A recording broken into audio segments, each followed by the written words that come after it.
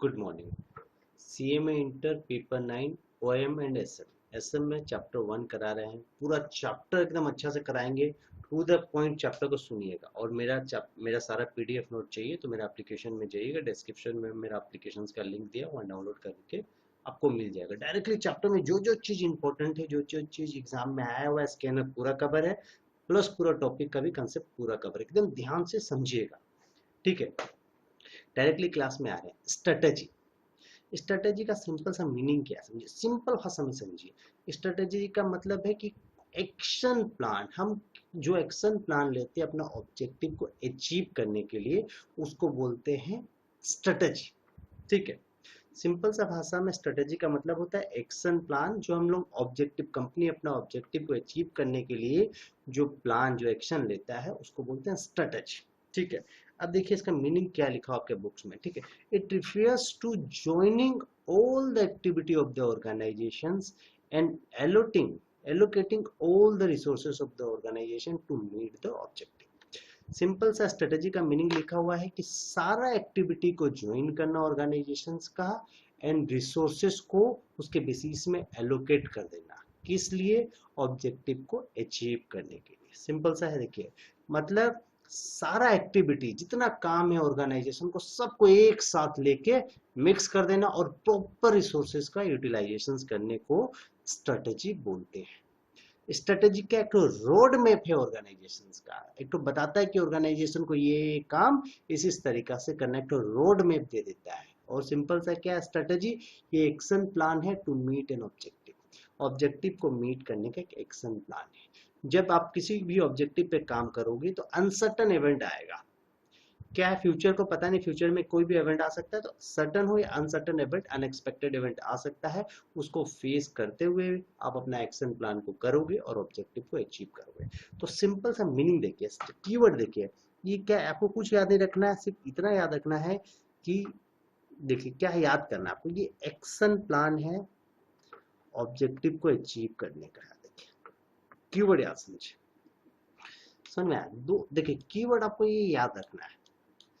अब सिंपल सा भाषा में इसको सिंपल, एकदम सिंपल वे में मैं समझाने की कोशिश कर रहा हूँ कि स्ट्रेटेजी मतलब क्या होता है। स्ट्रेटेजी मतलब सारा एक्टिविटी को ज्वाइन कर देना ऑर्गेनाइजेशंस का, और सारा रिसोर्सेस को अच्छे से एलोकेट करना, मतलब यूटिलाइज करना कंपनी का ऑब्जेक्टिव को अचीव करने के लिए। सिंपल सा मीनिंग है। दूसरा, स्ट्रेटेजी एक रोड मैप है ऑर्गेनाइजेशन का। तीसरा लाइन बोलता है ये एक एक्शन प्लान है जिसके द्वारा आप कंपनी का ऑब्जेक्टिव को अचीव कर पाएंगे, और उस ऑब्जेक्टिव को अचीव करते समय कुछ अनसर्टन इवेंट आ सकते हैं, तो उसको फेस करते हुए आप ऑब्जेक्टिव को अचीव करेंगे। सिंपल सा मीनिंग यही है। अब देखिए दूसरा, to the point, feature and characteristic of strategy management का क्या क्या फीचर है, ठीक है। बोलता है foresight of uncertain event. Uncertain event आपको पहले से प्रिडिक्ट हो जाएगा। ऑब्वियसली जब आप काम करोगे तो आपको पता चल जाएगा कि क्या क्या ऑब्स्टेकल आने वाली है, क्योंकि प्लानिंग बना के काम कर रहे हो। तो ये स्ट्रेटेजी बनाने से आपको फोरसाइट, मतलब अनसर्टन इवेंट का प्रिडिक्शन हो जाता है। दूसरा, आप यदि प्लानिंग करके काम कर रहे हो, एक्शन बना रहे हो, प्लान करके आप एक्शन माने काम कर रहे हो फ्यूचर का, तो लॉन्ग टर्म डेवलपमेंट मिलेगा आपको। सिंपल सा क्या चीज है, long term development, uncertain event का प्रिडिक्शन हो जाना। तीसरा है better dealing with customer and competitor. Customer और कंपटीटर से अच्छा से हम डील कर पाएंगे। तीसरा, ये एक तो रोड मैप दे देता है ऑर्गेनाइजेशन को, फ्यूचर में क्या क्या किस स्टेप के बाद क्या क्या करना है, तो रोड मैप मिल जाएगा। प्रॉपर स्ट्रेटेजी बना के काम करेंगे, रिसोर्सेज का प्रॉपर यूटिलाइजेशन होगा और फ्यूचर ओरिएंटेड है। सिंपल सा देखिए, कैरेक्टरिस्टिक में आपका डेफिनेशन लिखा हुआ है। आप यदि डेफिनेशन को अच्छा से समझ जाएंगे तो आप कैरेक्टरिस्टिक लिख देंगे। क्या है, फिर से सुनिए एक बार। Foresight of uncertain event, uncertain event को प्रिडिक्ट कर लेगा, सिर्फ prediction of uncertain event. Long term development होगा ऑर्गेनाइजेशन को स्ट्रेटेजी के द्वारा। हम बेटर डील कर पाएंगे कस्टमर और कंपटीटर से। ये एक road map of the organisation को एक रोड मैप देता है। एलोकेशन रिसोर्सेज का प्रॉपर यूटिलाइजेशन होगा, स्ट्रेटेजी का प्रॉपर प्लानिंग होगा, तो फ्यूचर ओरिएंटेड है। देखिए कंसिक्वेंसेस क्या है, एक स्ट्रेटेजी बनाते समय आपको तकलीफ क्या क्या प्रॉब्लम होता है, कॉम्प्लेक्स है। स्ट्रेटेजी कॉम्प्लेक्स है। क्यों कॉम्प्लेक्स है? कि ऑर्गेनाइजेशन में सारा डिपार्टमेंट अच्छा से काम करेगा, सबको ज्वाइनिंग होकर काम करना पड़ेगा, ज्वाइनिंग ऑफ ऑल एक्टिविटी होगा, प्रॉपर यूटिलाइजेशन ऑफ रिसोर्सेस होगा, लेकिन प्रॉपर हर आदमी ऑर्गेनाइजेशन में काम नहीं करना चाहता, इसीलिए कॉम्प्लेक्स है। अनसर्टेन है क्योंकि अनसर्टेन इवेंट को भी सॉल्व करता है। तो इवेंट कितना अनसर्टेन हो सकता है, कोई प्रिडिक्ट नहीं कर सकता, इसलिए अनसर्टेन इवेंट है इसमें। इंटीग्रेटेड अप्रोच मतलब एक दूसरा पे डिपेंड होने वाला अप्रोच, मतलब डिपार्टमेंट का एक डिपार्टमेंट दूसरा डिपार्टमेंट पे वर्क पे डिपेंड करता है, इसीलिए इसको इंटीग्रेटेड अप्रोच बोलते हैं। यदि फर्स्ट डिपार्टमेंट गलत काम किया तो दूसरा उसी उसी के बेसिस में काम करेगा तो गलत हो जाएगा। इंटीग्रेटेड अप्रोच है। चेंजेस इन द ऑर्गेनाइजेशन, ये ऑर्गेनाइजेशन में चेंजेस ला सकता है, और चेंजेस आउटसाइड द ऑर्गेनाइजेशन मतलब चेंजेस इनसाइड द ऑर्गेनाइजेशन हो सकता है, और चेंजेस आउटसाइड द ऑर्गेनाइजेशन हो सकता है स्ट्रेटेजी के द्वारा, याद रखिएगा।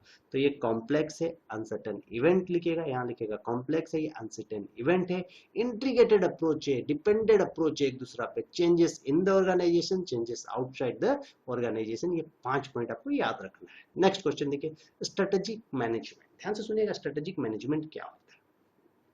Strategic management is a set of activity relate to formulation and implementation of strategy to achieve organization objective। मतलब सिंपल सा भाषा में बोलता है स्ट्रेटेजी मैनेजमेंट क्या है, formulation and implementation of strategy, strategy को इम्प्लीमेंट करने के लिए जो एक्टिविटी आप करते हैं उसी को बोलते हैं स्ट्रेटेजी मैनेजमेंट। सिंपल सा भाषा में स्ट्रेटेजी मैनेजमेंट क्या है, वह सारी एक्टिविटी जो स्ट्रेटेजी को इम्प्लीमेंट करते समय यूज की जाती है उसी को बोलते हैं स्ट्रेटेजिक मैनेजमेंट। ध्यान से सुनिएगा, strategic management is a set of activity that relate to formulation and implementation of strategy to achieve organisation objective, जिसका अचीव क्या, ऑब्जेक्टिव क्या, ऑर्गेनाइजेशन का ऑब्जेक्टिव को ही अचीव करना वही गोल होता है स्ट्रेटेजी का। ठीक है, it's help in developing company vision, company को विजन को डेवलप कर रहा है, क्योंकि ये फ्यूचर का इवेंट को प्रिडिक्ट कर ले रहा है, अनसर्टेन इवेंट जो फ्यूचर में आएगा उसको प्रिडिक्ट कर लेगा, तो कंपनी का विजन बढ़ जाएगा, डेवलप करता है कंपनी का विजन। अल्टीमेटली क्या है, it's help in strategy formulation, strategy implementation and strategy control. Strategy management क्या है, स्ट्रेटेजी मैनेजमेंट स्ट्रेटेजी को इम्प्लीमेंट करने का, स्ट्रेटेजी को फॉर्मुलेट करने का और स्ट्रेटेजी को कंट्रोल करने का एक तरीका है, और कुछ नहीं है। Strategy management is the management of strategy, strategy formulation, strategy implementation and strategy control. ठीक है, अब देखिए स्ट्रेटेजी मैनेजमेंट का एडवांटेज एंड डिसएडवांटेज क्या है, ध्यान से सुनिएगा। एडवांटेज क्या है, डिस्चार्ज बोर्ड रिस्पॉन्सिबिलिटी, यदि आप स्ट्रेटेजी के थ्रू काम कर रहे हो, स्ट्रेटेजी का प्रॉपर मैनेजमेंट कर रहे हो, हर आदमी अपना काम कर रहा है, तो बोर्ड को उतना काम नहीं करना पड़ेगा, उसका कुछ जिम्मेदारी कम हो जाएगा, क्योंकि काम प्रॉपर वे में हो रहा है। ठीक है, तो बोर्ड का जिम्मेदारी कम हो गया। Discharge board responsibility, focus on objective assessment, सबका फोकस कंपनी का ऑब्जेक्टिव को अचीव करना है। अंडरस्टैंडिंग विथ एम्प्लॉय के साथ बेटर अंडरस्टैंडिंग हो रही है, क्योंकि हर एम्प्लॉय काम कर रहा है प्रॉपर, और वो प्रॉपर ऑर्गेनाइजेशन को आउटपुट देगा, तो अंडरस्टैंडिंग एम्प्लॉय के साथ बहुत अच्छा हो जाता है। परफॉर्मेंस को आप मेजर कर पा रहे हो, परफॉर्मेंस मेजरमेंट हो रहा है। डिसीजन मेकिंग अप्रोच, ये स्ट्रेटेजी क्या है, आपको स्ट्रेटेजी मैनेजमेंट एक डिसीजन मेकिंग अप्रोच, आपको फ्यूचर में क्या करना है, कौन सा काम करना है, कौन सा एक्शन लेना है, उसका एक अप्रोच देता है। तो 3-4 पॉइंट याद रखना है, डिस्चार्ज करता है बोर्ड का रिस्पॉन्सिबिलिटी, फोकस करता है ऑब्जेक्टिव के ऊपर, अंडरस्टैंडिंग है एम्प्लॉय के साथ, ये परफॉर्मेंस मेजरमेंट देता है, और डिसीजन मेकिंग अप्रोच में ये हेल्प करता है। डिसएडवांटेज क्या, स्ट्रेटेजी मैनेजमेंट टाइम कंज्यूमिंग, ये बहुत टाइम लगता है स्ट्रेटेजी मैनेजमेंट करने में, बहुत सारा प्लानिंग बनता है, उसके बाद उस पर एक्शन लिया जाता है, तो टाइम कंज्यूमिंग है। फ्यूचर इज नेवर प्रिडिक्टेबल, क्योंकि फ्यूचर में अनसर्टेन इवेंट बहुत सारा है, तो इसीलिए फ्यूचर को आप प्रिडिक्ट नहीं कर सकते हो। और नो इमीडिएट एक्शन, यहाँ पर लॉन्ग टर्म प्लानिंग होता है, सब चीज का लॉन्ग टर्म प्लानिंग बोलता है, तो शॉर्ट टर्म प्लानिंग कुछ नहीं है, इसलिए no immediate benefit. No flexible, ये हमेशा फ्लेक्सिबल नहीं होता है, क्योंकि काफी टाइम कंज्यूमिंग है, काफी कॉस्टली भी है, ये कॉस्टली है क्योंकि एक्सपर्ट आदमी चाहिए स्ट्रेटेजी बनाने के लिए, तो ये काफी कॉस्टली भी है। अब देखिए द स्ट्रेटेजिक डेवलपमेंट रूट्स, इस रूट्स में आपको सिर्फ 5 रूट का नाम याद रखना। कैसे याद रखेंगे, देखिए रियलाइज स्ट्रेटेजी, अनरियलाइज, रियलाइज हुआ और एक अनरियलाइज हुआ। रियलाइज मतलब क्या, वी फॉलो दैट स्ट्रेटेजी, मेरा जो प्लान है, जो प्लान है उसको हम फॉलो कर रहे हैं, सिंपल सा, उसी को बोलते हैं रियलाइज, मेरे हिसाब से काम हो रहा है, मेरा स्ट्रेटेजी फॉलो हो रहा है। अनरियलाइज मतलब मेरे हिसाब से काम नहीं हो रहा, मेरा प्लान नॉट वर्क, सीधा सीधा सवाल है।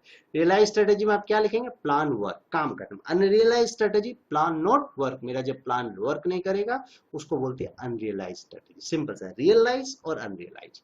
अब तीसरा है इमरजेंसी। इमरजेंसी मतलब क्या, इमरजेंसी सिचुएशन में हमको कुछ एक स्ट्रेटेजी बनाना पड़ा तो उसको बोलते हैं इमरजेंसी स्ट्रेटेजी। सीधा सा, रियलाइज, अनरियलाइज और इमरजेंसी स्ट्रेटेजी। रियलाइज क्या है, मेरे हिसाब से काम कर रहा, प्लान वर्क। अनरियलाइज मतलब प्लान नॉट वर्क, मेरा स्ट्रेटेजी का प्लान काम नहीं कर रहा। इमरजेंसी स्ट्रेटेजी मतलब इमरजेंसी के सिचुएशन के हिसाब से हमको कुछ एक्शन लेना पड़ रहा है। इंटेंडेड स्ट्रेटेजी मतलब प्लान स्ट्रेटेजी, जो मैंने बनाया वही प्लान के हिसाब से चल रहा है। इंटेंड स्ट्रेटेजी पूरा प्लानिंग, फुल से प्लानिंग बनाया हुआ है। एक होता है इम्पोज स्ट्रेटेजी, मतलब सिचुएशन के हिसाब से हम स्ट्रेटेजी बनाएंगे, उसको बोलते हैं इम्पोज स्ट्रेटेजी। सिर्फ 5 तो नाम याद रखना है इसको। अब देखिए strategy management framework. Strategy management का 5 स्टेज है, ध्यान से। सबसे पहले analysis present situation, present situation को आप एनालिसिस करोगे। दूसरा है set goal and object, future के लिए मेरा क्या गोल होगा उसको सेट करना है।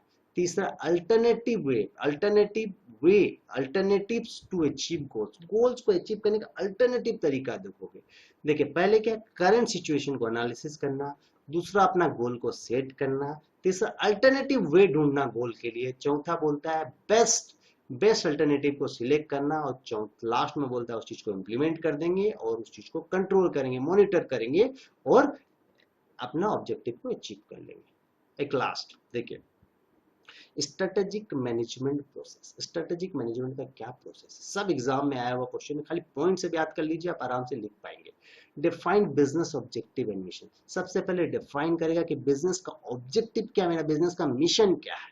उसके बाद इन्वायरमेंटल एनालिसिस, सोसाइटी इंपैक्ट, मेरा सोसाइटी के द्वारा मेरा बिजनेस पे क्या इम्पैक्ट है, इन्वायरमेंट का एनालिसिस करेंगे, चारों तरफ सोसाइटी में मेरा बिजनेस का क्या इम्पैक्ट है, उसी को बोलते हैं environmental analysis. Revise organisation direction, और रिवाइज ऑर्गेनाइजेशन डायरेक्शन मतलब शॉर्ट एनालिसिस। शॉर्ट मतलब होता है स्ट्रेंथ, वीकनेस, अपॉर्चुनिटी और थ्रेट, मेरे बिजनेस का क्या क्या प्लस पॉइंट है, स्ट्रेंथ क्या क्या, वीकनेस क्या, अपॉर्चुनिटी क्या है, थ्रेट क्या है मेरे बिजनेस के रिलेटेड, वो चीज करेंगे। अल्टरनेटिव वे एंड चॉइसेस, मेरे पास क्या क्या अल्टरनेटिव है इस ऑब्जेक्टिव को अचीव करने के लिए। उसके बाद उस प्लान को इम्प्लीमेंट कर देंगे और उसके बाद उस प्लान को इवेल्युएट एंड कंट्रोल करके ऑब्जेक्टिव को अचीव करना, यही स्ट्रेटेजिक मैनेजमेंट का रूल्स है। अब आ जाएंगे हम लोग चैप्टर 2 में। चैप्टर 1 यहीं पर कंप्लीट हो रहा है। Thank you. CMA inter paper 9 chapter 2, ध्यान से सुनिएगा। Strategic analysis and strategic planning, पूरा एकदम हर चीज को कवर किया, एकदम सिंपल वे में कवर किया। एक बार सुनेंगे तो आप पूरा चैप्टर को लिख पाएंगे डायरेक्टली। मेरा नोट चाहिए तो मेरे डिस्क्रिप्शन में मेरा एप्लीकेशन दिया है, वहां से आपको मिल जाएगा। ध्यान से सुनिएगा। स्ट्रेटेजिक एनालिसिस, इसका मतलब क्या है देखिए, it refers to the study of all micro environmental surrounding the business, मतलब स्टडी ऑफ इन्वायरमेंटल, मेरे बिजनेस के चारों तरफ जो इन्वायरमेंट है उसका एनालिसिस को ही स्ट्रैटेजिक एनालिसिस बोलते हैं। स्ट्रैटेजिक एनालिसिस मतलब study of all environmental surrounding the business, मतलब मेरे बिजनेस के सराउंडिंग में जो इन्वायरमेंट है उसका स्ट्रेटेजी को, उसका स्टडी को स्ट्रेटेजिक एनालिसिस बोलते हैं। सिंपल भाषा में स्ट्रेटेजिक एनालिसिस क्या लिखेंगे, study of environment surrounding the business, study है इन्वायरमेंट का जो बिजनेस के चारों तरफ है, उसी को स्ट्रेटेजिक एनालिसिस बोलते हैं। ठीक है।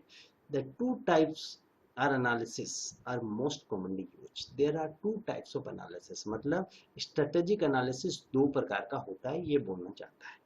ठीक है। There are two types of strategic analysis, one is PESTEL analysis and another one is SWOT analysis. ठीक है। पेस्टल एनालिसिस क्या है, देखिए पेस्टल का मतलब समझिए। पेस्टल मतलब होता है P for political, E for economic, S for social, T for technological, E for environmental and L for legal analysis. Political मतलब बोलना चाहता है, देखिए पॉलिटिकल एनालिसिस में क्या है, गवर्नमेंट पॉलिसी और taxation policy impact on our business, मतलब जो पॉलिसी का इम्पैक्ट मेरे बिजनेस में क्या है, गवर्नमेंट का पॉलिसी हो या टैक्सेशन का पॉलिसी का इम्पैक्ट देखना है। मैंने इन्वायरमेंटल एनालिसिस, मेरे बिजनेस के चारों तरफ जो इन्वायरमेंटल है उसका एनालिसिस है।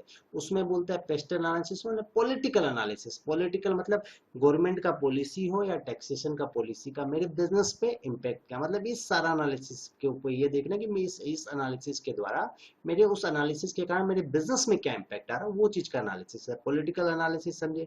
इकोनॉमिकल एनालिसिस मतलब economical changes, economic change impact, economic change का जो इम्पैक्ट है, लाइक जैसे इंटरेस्ट रेट चेंज हुआ, इन्फ्लेशन चेंज हुआ, उसका मेरे बिजनेस पे क्या इम्पैक्ट।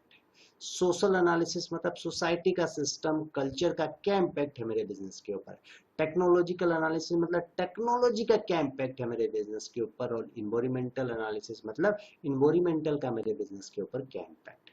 और लीगल एनालिसिस मतलब लॉ का मेरे बिजनेस पे क्या इम्पैक्ट है, वही चीज है। मतलब सबके पॉइंट ऑफ व्यू के कारण मेरा इम्पैक्ट क्या बिजनेस पे, उस चीज का एनालिसिस है।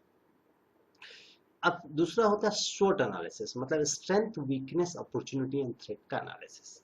It is analysis, it is an analysis internal and external factor of the organisation, मतलब इंटरनल और एक्सटर्नल फैक्टर का एनालिसिस है। शॉर्ट एनालिसिस क्या, it is analysis of internal and external factor of the business. क्या क्या internal and external factor में आता है, ध्यान से सुनेगा। शॉर्ट का फुल फॉर्म होता है स्ट्रेंथ, मतलब स्ट्रेंथ मेरे मेरे बिजनेस के लिए क्या क्या चीज स्ट्रेंथ है। डब्ल्यू फॉर मतलब वीकनेस, क्या क्या चीज मेरा बिजनेस का कमजोरी हो सकता है, मेरे बिजनेस के लिए अपॉर्चुनिटी क्या क्या है, मेरे बिजनेस के लिए थ्रेट क्या, सारा business of point of view के हिसाब से सोचना है। स्ट्रेंथ मतलब internal capacity of the organisation, माने ऑर्गेनाइजेशन का कैपेसिटी क्या है, मतलब फिनेंशियली वो कितना स्ट्रांग है, लोकेशन वाइज वो कितना स्ट्रांग है, कोई पॉलिटिकल इम्पैक्ट नहीं है। तो घुमा के स्ट्रेंथ में मतलब क्या बोलना है कि internal capacity, capacity of the organisation को बोलते हैं स्ट्रेंथ। और कैपेसिटी में क्या क्या चीज आ जाएगा, मतलब उसका फिनेंशियल कंडीशन क्या है, उसका लोकेशन का एडवांटेज क्या है। वीकनेस, डब्ल्यू फॉर वीकनेस, मतलब स्ट्रेंथ का ऑपोजिट वीकनेस, कमजोरी क्या है, इंटरनल लिमिटेशंस क्या है। जैसे पोर फिनेंस, मेरे बिजनेस के लिए मेरे पास फिनेंस नहीं है, पॉलिटिकल इशू है।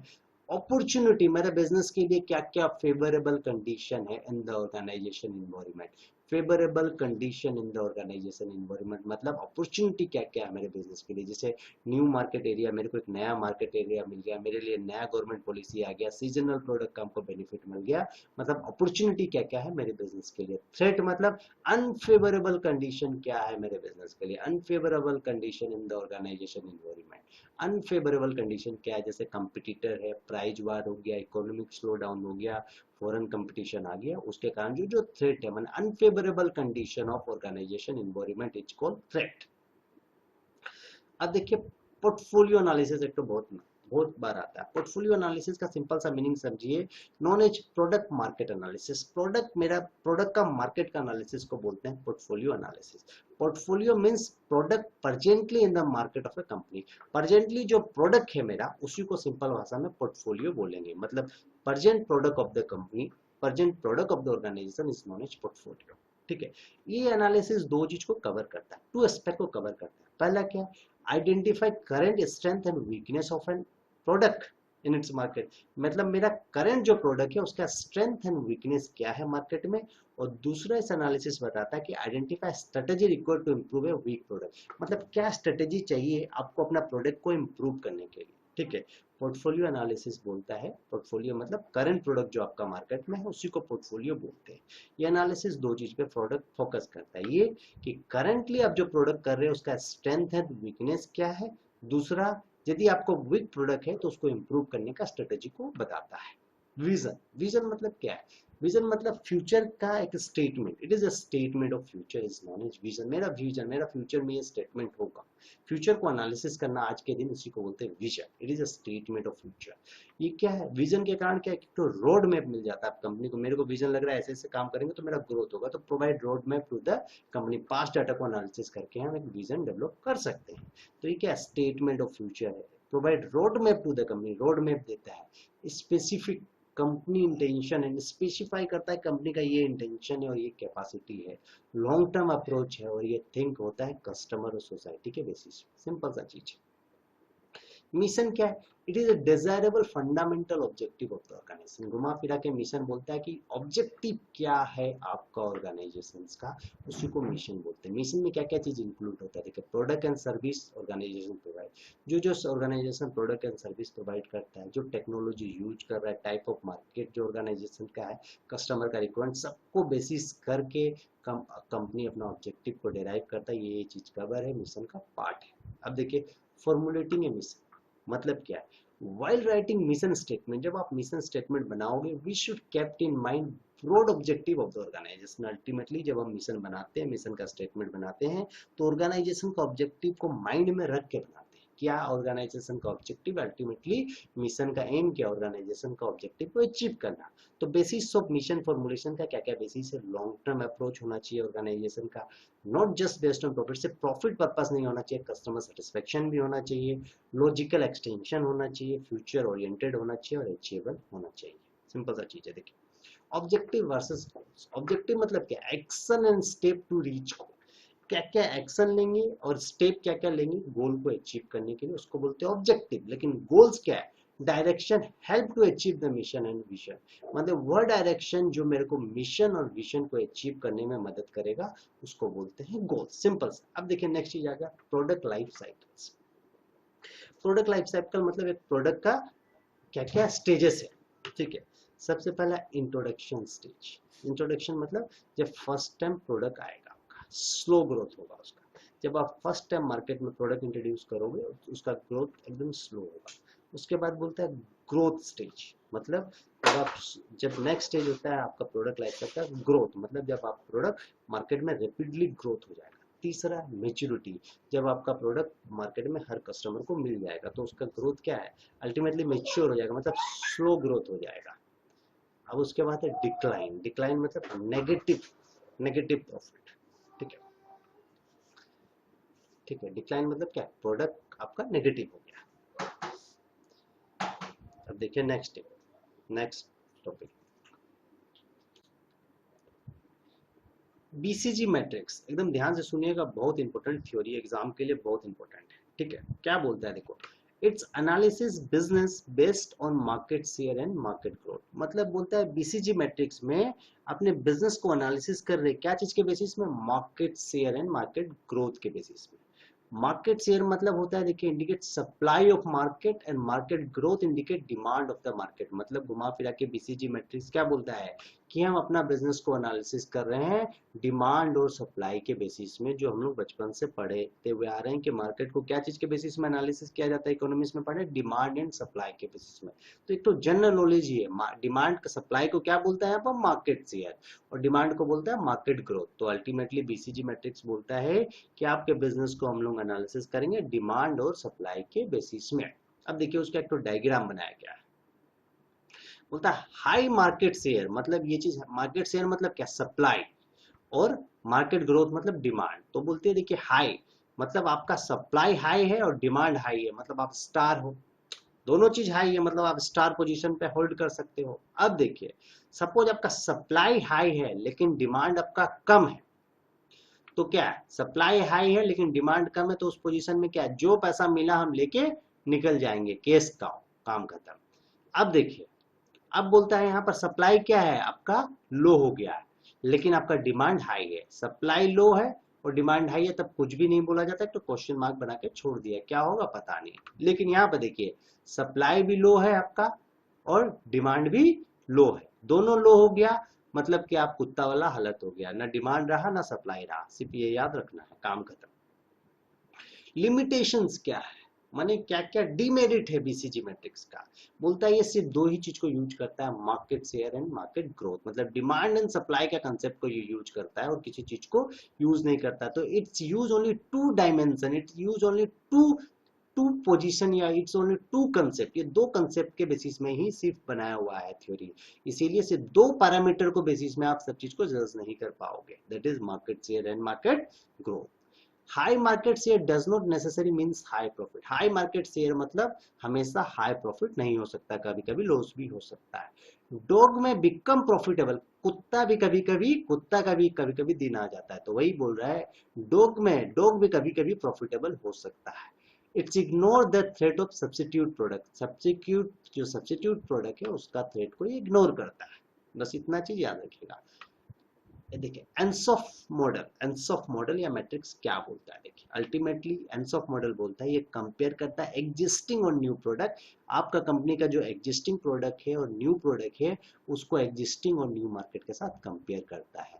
एंसॉफ मैट्रिक्स बोलता है आपका जो एग्जिस्टिंग प्रोडक्ट है या नया प्रोडक्ट है उसको नया मार्केट या एग्जिस्टिंग मार्केट के साथ कंपेयर करना। मतलब एग्जिस्टिंग प्रोडक्ट को एग्जिस्टिंग मार्केट या न्यू मार्केट के साथ कंपेयर करना, या नया प्रोडक्ट को एग्जिस्टिंग मार्केट और न्यू मार्केट के साथ कंपेयर करना। इसका एक तो टेबल बनाया हुआ सिंपल सा चीज है। देखिए मार्केट डेवलपमेंट कौन सा पोजीशन को बोलते हैं, देखिए मार्केट डेवलपमेंट यहाँ पर क्या क्या चीज आएगा, देखिए existing product with new market. यहाँ पर क्या है, देखिए मार्केट डेवलपमेंट क्या एग्जिस्टिंग प्रोडक्ट है, स्टेबल को देखिए एग्जिस्टिंग प्रोडक्ट है और न्यू मार्केट का पोजीशन होगा तो उसको मार्केट डेवलपमेंट बोलेंगे। सिंपल सा चीज है। प्रोडक्ट डेवलपमेंट क्या है, न्यू प्रोडक्ट। देखिए यहाँ पर new product with existing market, मतलब प्रोडक्ट डेवलपमेंट में क्या है, न्यू प्रोडक्ट एग्जिस्टिंग मार्केट आया तो न्यू प्रोडक्ट का प्रोडक्ट डेवलपमेंट हो गया। वैसे ये डाइवर्सिफिकेशन में new product with new market, याद रखिए डाइवर्सिफिकेशन दो प्रकार का होता है, कंसेंट्रिक और एक अनरिलेटेड। कंसेंट्रिक में होगा सिमिलर बिजनेस को आप जब एक्वायर करोगे तो कंसेंट्रिक डाइवर्सिफिकेशन हो गया, और अनरिलेटेड मतलब नाम से समझ में आ रहा है हम अनरिलेटेड इंडस्ट्री को एक्वायर करेंगे तब अनरिलेटेड डाइवर्सिफिकेशन होगा। सिंपल सा चीज। अब देखिए स्ट्रैटेजिक मैनेजमेंट क्या होता है। ठीक है, स्ट्रैटेजिक मैनेजमेंट में सबसे पहले स्ट्रैटेजिक प्लानिंग बताया गया। तो स्ट्रैटेजिक प्लानिंग क्या है, it is a part of strategic management. पहले मैं बता चुका हूँ स्ट्रैटेजिक मैनेजमेंट क्या है, पार्ट 1 में ध्यान से सुनिएगा। और ये एनालिटिकल प्रोसेस है, स्ट्रैटेजिक प्लानिंग एक तो एनालिटिकल प्रोसेस है, बस इतना ही याद रखना और कुछ याद रखना नहीं है। स्टेज इन स्ट्रैटेजिक प्लानिंग में क्या क्या स्टेजेस होता है, देखिए 3 स्टेज होता है स्ट्रैटेजिक प्लानिंग का, first stage, second stage and third stage. पहला स्टेज में क्या करते हैं, स्ट्रैटेजिक ऑपरेशन जनरेशन। मतलब ऑपरेशन जनरेशन में क्या करते हैं, कंसीडर अल्टरनेटिव प्रोडक्ट, दूसरा प्रोडक्ट को कंसीडर करते हैं और अपना प्रोडक्ट को उसके साथ कंपेयर करते हैं। दूसरा बोलता है third stage, second stage strategic options evaluation, मतलब एग्जामिन करते हैं हर क्या क्या ऑप्शन है मेरे पास। और लास्ट में स्ट्रेटेजी सिलेक्शन, लास्ट में हम बेस्ट सिलेक्शन करते हैं कि किस बेसिस में हम काम करेंगे, क्या बनाएंगे। तो पहले अल्टरनेटिव को लिया जाता है, ऑप्शंस पहले ऑप्शंस को देखा जाता है, ऑप्शन जनरेशन, फिर इवेल्युएशन एग्जामिन किया जाता है। सिंपल सा चीज है। अब देखिए अप्रोच इन स्ट्रेटेजिक प्लानिंग सिर्फ 3 अप्रोच है, बस कुछ याद देख रखना है, top down approach, bottom up approach and क्या इल्टरेटिव अप्रोच। ठीक है, इटरेटिव अप्रोच, 3 अप्रोच खाली नाम याद रखिए और कुछ मत याद रखिएगा। अब नेक्स्ट क्वेश्चन में आ जाइए। सिर्फ अप्रोच का नाम आता है बस और कुछ नहीं आता एग्जाम में। Differential between strategic management and strategic planning का डिफरेंस क्या है, ध्यान से सुनिएगा। Strategic management and strategic planning exam का क्वेश्चन देखिए। स्ट्रैटेजिक मैनेजमेंट क्या है, it's focus on producing new product, ठीक है, न्यू मार्केट। स्ट्रैटेजिक मैनेजमेंट क्या चीज में फोकस करता है, नया मार्केट को प्रोड्यूस करने में, नया प्रोडक्ट को प्रोड्यूस करने में, नया टेक्नोलॉजी। मतलब कोई भी नया प्रोडक्ट बनाना हुआ, नया टेक्नोलॉजी बनाना हुआ या नया मार्केट क्रिएट करना हुआ तो स्ट्रैटेजिक मैनेजमेंट के थ्रू होगा। ठीक है, it is an organisation action process. Strategic management क्या, तो एक्शन प्रोसेस है, इसमें प्लानिंग नहीं हो रहा है, एनालिसिस नहीं हो रहा है, डायरेक्ट एक्शन लिया जा रहा है। ठीक है, it is management by result, ये रिजल्ट के थ्रू आता है। अब देखिए स्ट्रैटेजिक प्लानिंग क्या, it is a part of strategic management. Strategic management करेंगे तो उसका एक पार्ट है, ये सिर्फ एनालिटिकल प्रोसेस है और ये प्लान के थ्रू अचीव होता है। बस 3 पॉइंट याद रखना, उससे ज्यादा नहीं। Question number 4, difference between corporate planning and long range planning. सब एग्जाम में आया हुआ इसलिए इतना ही आपको लिखना है, इससे ज्यादा याद रखना नहीं है। Corporate planning and long range planning का ध्यान से मीनिंग समझिएगा। Difference between corporate planning and long range planning is that corporate planning also involve planning for shorter period of time, whereas long range planning is only for longer period. बोलता है corporate planning में जो आपका planning होता है business का, वो short term planning भी involve होता है, लेकिन long range planning में सिर्फ long period का planning involve होता है। Corporate planning is for company as a whole, whereas long range planning is for the specific function of a company. Corporate planning पूरा कंपनी का होता है, लेकिन long range planning एक specific functions का होता है। ठीक है, क्वेश्चन नंबर नेक्स्ट क्वेश्चन में बेनिफिट इन कंटीजेंसी प्लानिंग, ध्यान से सुनिएगा। कंटीजेंसी प्लानिंग का बेनिफिट क्या है, प्रिवेंटिंग, या देखिए preventing panic during uncertain event. Uncertain event के द्वारा आपको पैनिक होने नहीं देगा। यदि आप कंटीजेंसी, मतलब ये इवेंट होगा, कंटीजेंसी का आप पहले से प्लानिंग कर चुके हैं कि फ्यूचर में ये होगा, उसका आज के दिन प्लानिंग करने को कंटीजेंसी प्लानिंग बोलते हैं। तो अनसर्टेन इवेंट में आप पैनिक नहीं होंगे। You are don't panic during uncertain event, protect from uncertain event, याद रखिएगा। तो आपको प्रिवेंट करता है अनसर्टेन इवेंट से, और पैनिक नहीं होगे आप अनसर्टेन इवेंट में, पहले से तैयार होंगे कि ये इवेंट होगा, हम इसका ऐसा एक्शन लेंगे। Give confidence in the implementation since there is a plan B for everything. Contingency planning में हर चीज का प्लान बी रहता है, ऐसा नहीं हुआ तो हम ऐसा एक्शन ले लेंगे, इसलिए आपके पास कॉन्फिडेंस रहता है। परमिट क्विक रेस्पॉन्स, आप क्विक रेस्पॉन्स है क्योंकि आपके पास प्लान बी सी डी और माइंड में आप सेट कर चुके हैं, इसीलिए परमिट करता है quick response for change. Make managers more adaptable to change, manager को और कैपेबल बनाता है चेंज अडेप्ट करने के लिए। स्टेप्स ऑफ कंटीजेंसी प्लानिंग क्या क्या है, ध्यान से सुनिएगा। अरे स्टेप्स का नाम याद रखेंगे, that is enough. Identify the beneficial and unfavourable events, मतलब identify favourable and unfavourable event, सिर्फ याद रखना है। क्या क्या आइडेंटिफाई करता है कंटीजेंसी प्लानिंग, फेवरेबल और अनफेवरेबल इवेंट्स क्या है। Calculate when contingency event are occur, कब कंटीजेंसी इवेंट एक्योर होगा उसको कैलकुलेट करेगा। एसेस करेगा the impact of each contingency event, उसके इम्पैक्ट को इवेंट करता है, डेवलप करता है कंटीजेंसी प्लान।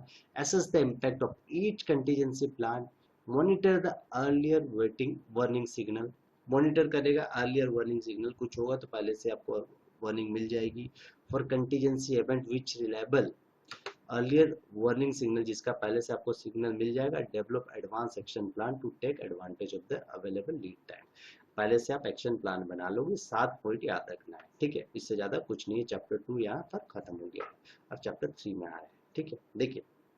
देखिए इसका सिंपल सा चीज है, आइडेंटिफाई करना है फेवरेबल एंड अनफेवरेबल इवेंट्स क्या है, ठीक है। कैलकुलेट करना है कि कंटीजेंस इवेंट कब होगा, उसका इम्पैक्ट को एसेस करना है, फिर डेवलप करना है प्लान को, और एसेस करना है इम्पैक्ट क्या होगा कंटीजेंस प्लान का, और उस चीज को मॉनिटर एंड कंट्रोल करना है। बस इतना चीज याद रखिएगा। थैंक यू, इस चैप्टर में इतना ही है। Chapter 3 formulation and implementation of strategy, ध्यान से सुनिएगा, हर एक क्वेश्चन इंपॉर्टेंट है, सारा क्वेश्चन एग्जाम में आया हुआ है। डायरेक्टली स्टार्ट करें, कंसेप्ट को समझिए। प्रोडक्शन स्ट्रेटेजी, प्रोडक्शन स्ट्रेटेजी का सिंपल सा मीनिंग देखिए, it's involve planning of what to produce, what not to produce. मतलब हम लोग प्लानिंग करेंगे कि क्या चीज का प्रोडक्शन करना है, किस प्रोडक्ट का प्रोडक्शन करना है, क्या चीज हमको प्रोड्यूस नहीं करना है, व्हेन टू प्रोड्यूस, कब प्रोड्यूस करना है, व्हेन सीजियस प्रोडक्शन, मतलब कब प्रोडक्शन बंद करना है। तो अल्टीमेटली प्रोडक्शन स्ट्रेटजी मतलब प्रोडक्शन का प्लानिंग, उसमें क्या क्या चीज कवर होगा। देखिए क्या प्रोड्यूस करेंगे हम लोग वो चीज कवर होगा, क्या प्रोड्यूस नहीं करेंगे वो भी कवर होगा, कब प्रोड्यूस करेंगे वो भी कवर होगा, और कब हमको प्रोडक्शन बंद करना है वो भी होगा। तो प्रोडक्शन स्ट्रेटेजी सिंपल सा मीनिंग होता है प्रोडक्शन का प्लानिंग, ठीक है। मार्केटिंग प्लान, ध्यान से सुनिएगा, चीज को समझिए। Marketing plan is a return document, ये रिटर्न डॉक्यूमेंट है that specify the objective of marketing department. Marketing plan एक तो रिटर्न डॉक्यूमेंट से जो मार्केटिंग डिपार्टमेंट का ऑब्जेक्टिव है उसको बताता है, सिंपल सा चीज। मार्केटिंग प्लान के एक रिटर्न डॉक्यूमेंट से लिखा हुआ रिटर्न डॉक्यूमेंट से जो मार्केटिंग डिपार्टमेंट का ऑब्जेक्टिव को बताता है। दूसरा देखिए, it's also include how the department would achieve this objective using the marketing tools such as product design, channel promotion and pricing, बोलता है ये। और इस मार्केटिंग प्लान और क्या चीज को बताता है कि कैसे, हाउ, कैसे मार्केटिंग डिपार्टमेंट उस ऑब्जेक्टिव को अचीव करेगा, क्या चीज की यूज करके, मार्केटिंग टूल्स को। मार्केटिंग डिपार्टमेंट उस ऑब्जेक्टिव को, अपना ऑब्जेक्टिव को कैसे यूज करेगा, कैसे अचीव करेगा, मार्केटिंग टूल्स को यूज करके। और मार्केटिंग टूल्स में क्या क्या कवर है, product design, channel promotion and pricing. Simple सा मीनिंग देखिए, marketing strategy means finding profit making opportunity in the market. Ultimately marketing strategy बोलता है, क्या चीज को आइडेंटिफाई करता है, प्रॉफिट मेकिंग अपॉर्चुनिटी। मार्केट में प्रॉफिट मेकिंग अपॉर्चुनिटी कहाँ है, मार्केटिंग स्ट्रेटेजी उस चीज को निकालता है। Marketing strategy identify profit making opportunity in the market.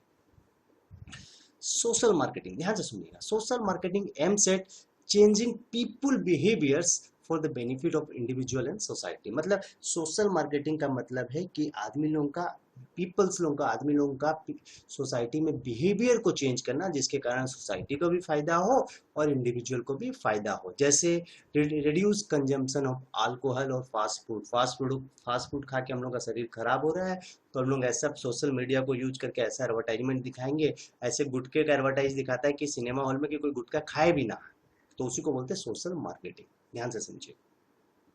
SBU बहुत इंपॉर्टेंट क्वेश्चन है इस बार एग्जाम के लिए, मीनिंग समझिए। SBU means making divisional structure, मतलब SBU का सिंपल सा मीनिंग है छोटा छोटा डिवीजन बनाना, छोटा छोटा डिपार्टमेंट बनाना। बड़ा ऑर्गेनाइजेशन क्या करता है, अपना काम को छोटा छोटा डिवीजन में बांट देता है, समझ में, उसी को बोलते हैं SBU। आगे देखिए, delegate authority and responsibility of each unit to a senior executive, मतलब SBU मतलब छोटा छोटा डिवीजन बनाना और हर डिवीजन को उसका ऑथोरिटी और रेस्पॉन्सिबिलिटी को बांट देना। SBU का सिंपल सा मीनिंग है मेकिंग डिविजनल स्ट्रक्चर और delegations of authority and responsibility to each division, simple सा मीनिंग है। तो SBU का मतलब समझ में। आप देखिए SBU का एडवांटेज, डिसएडवांटेज एंड रीजन क्या है। एडवांटेज बहुत जरूरी, देखिए SBU बनाया, छोटा छोटा डिवीजन बना लिए और हर आदमी को अपना रेस्पॉन्सिबिलिटी और अकाउंटेबिलिटी डेलीगेट कर दिया, मतलब बांट दिया, हर आदमी का ऑथोरिटी है, रेस्पॉन्सिबिलिटी है, बांट दिया गया। तो उससे क्या हो गया, ऑथोरिटी डिस्ट्रीब्यूशन हो गया, ऑथोरिटी गिवन हो गया, अकाउंटेबिलिटी दे दिया गया हर आदमी को, रेस्पॉन्सिबिलिटी गिवन हो गया, रेस्पॉन्सिबिलिटी हर आदमी को दे दिया गया, किसका क्या अकाउंटेबिलिटी, किसका क्या रेस्पॉन्सिबिलिटी है बता दिया गया। तो accountability division, accountability given, responsibility given, better control on production, यदि हर आदमी का इंडिविजुअल रेस्पॉन्सिबिलिटी का प्रोडक्शन पे बहुत अच्छा कंट्रोल होगा और बिजनेस का एक्सपांसन भी होगा, एक्सपांसन ऑफ बिजनेस। डिसएडवांटेज क्या है, हाई कॉस्ट, क्योंकि ये अलग अलग आदमी आप हायर करेंगे तो कॉस्ट ज्यादा लगेगा। डिफिकल्ट टू टेकल कस्टमर, अलग अलग प्रकार का अलग अलग प्रॉब्लम होता है कस्टमर का, सब एक प्रकार का कस्टमर नहीं होता, तो थोड़ा डिफिकल्ट होता है उसका प्रॉब्लम को फेस करने के लिए। रीजन फॉर यूजिंग SBU को यूज करने का रीजन क्या है, देखिए ग्रुपिंग ऑफ बिजनेस, बिजनेस को छोटा छोटा ग्रुप में बांट दिया गया, वो एक फायदा है। और हर SBU का अपना own mission, objective and strategic planning होता है। याद रखिए, हर SBU का अपना खुद का own mission, objective and strategic planning होता है, जिसके कारण काम जल्दी होता है। ठीक है, अब देखिए next question, BPR business process री इंजीनियरिंग, बहुत इंपॉर्टेंट क्वेश्चन है, खाली चीज को समझिए। BPR means fundamental rethinking how they do their work in order to improve customer service, product quality and cut operational cost। मतलब बिजनेस प्रोसेस री engineering, मतलब जो बिजनेस आप प्रोसेस कर रहे हैं अभी, जो बिजनेस का जो तरीका चल रहा है, उस बिजनेस को फिर से रीथिंकिंग, मतलब फिर से सोच के दूसरा तरीका से, मतलब रीडिजाइन करना। जिस तरीका से कर रहे हो पुराना तरीका को छोड़ के नया तरीका से, नया टेक्नोलॉजी को यूज करके कस्टमर को सर्विस दिया जाए, अच्छा इंप्रूव कस्टमर सर्विस हो, प्रोडक्ट क्वालिटी हम अच्छा बनाएंगे और मेरा ऑपरेशन का खर्चा भी कम लगेगा, तो उसी को बोलते हैं BPR बिजनेस प्रोसेस इंजीनियरिंग। मतलब ये वर्ड याद रखना है, rethinking, fundamental rethinking how they do their work. याद रखिए, रीथिंकिंग माने फिर से रीडिजाइन करना अपने बिजनेस को, उसी को बोलते हैं बिजनेस प्रोसेस री इंजीनियरिंग। मतलब रीथिंकिंग और रीडिजाइन ऑफ योर बिजनेस, उसका मेन मोटिव होता है कस्टमर को अच्छा सर्विस दे पाएंगे, प्रोडक्ट का क्वालिटी अच्छा रहेगा, ऑपरेशन कॉस्ट मेरा कम से कम गिरेगा। अब देखिए एक लाइन और लिखा हुआ है, BPR is a process which help the company to restructure their existing process. Company क्या करता है, रिस्ट्रक्चर करता है, रीडिजाइन करता है अपना एग्जिस्टिंग प्रोसेस को, एग्जिस्टिंग पुराना काम करने का तरीका को चेंज करता है, फोकस करता है design to increase productivity and achieve the efficiency goal of the organisation. तो सिंपल सा मतलब है BPR का मतलब restructuring of existing business process. ठीक है, माने रीस्ट्रक्चरिंग, फिर से स्ट्रक्चर करना बिजनेस प्रोसेस को, जिसके कारण उसको क्या फायदा होगा, कंपनी का प्रोडक्शन बढ़ जाएगा और कंपनी अपना गोल को इजीली अचीव कर पाएगा। मेथोलॉजी क्या क्या है, प्रोसेस क्या है, स्टेप क्या है BPR इंप्लीमेंट करने का। सबसे पहले आपको एग्जिस्टिंग प्रोसेस को समझना पड़ेगा, understanding existing process, identify redesign process, मतलब पुराना प्रोसेस को समझने के बाद आप आइडेंटिफाई करेंगे कि नया तरीका, नया रीडिजाइन हम कैसे कर पाएंगे, उसको खोजेंगे। फिर आइडेंटिफाई करेंगे चेंज लेवल, किस किस लेवल में चेंज का रिक्वायरमेंट है उसको आइडेंटिफाई करना, फिर नया प्रोसेस को इम्प्लीमेंट कर देना। सबसे पहला पुराना प्रोसेस को समझना, नया रीडिजाइन को आइडेंटिफाई करना, कहाँ रीडिजाइन होगा, उस किस किस लेवल में हमको चेंज करना वो आइडेंटिफाई करेंगे और नया प्रोसेस को इम्प्लीमेंट कर देंगे। फिर मेक न्यू प्रोसेस ऑपरेशनल, जो नया प्रोसेस हम इंप्लीमेंट किए उसको एकदम ऑपरेशन में ले आएंगे, रेगुलर बेसिस में ले आएंगे। उसके बाद उस पर कंट्रोल रखेंगे, इवेल्युएट करेंगे नया प्रोसेस को, चेक करेंगे नया प्रोसेस को, और हमेशा फ्यूचर में ऑनगोइंग कंटिन्यूस इंप्रूवमेंट में चलेंगे। देखिए नेक्स्ट क्वेश्चन है, मॉडल स्टेज इन बीपीआर मैथोलॉजी। बीपीआर मैथोलॉजी में क्या क्या स्टेज है? देखिए सबसे पहले इसको समझिए, नीड फॉर बीपीआर, बीपीआर का जरूरत क्या है। द इविजन स्टेज, मतलब इविजन स्टेज बोलता है जरूरत क्या है बीपीआर का, वो आइडेंटिफाई करना। फिर इनिशिएशन स्टेज मतलब प्लान बनाएंगे बीपीआर के लिए।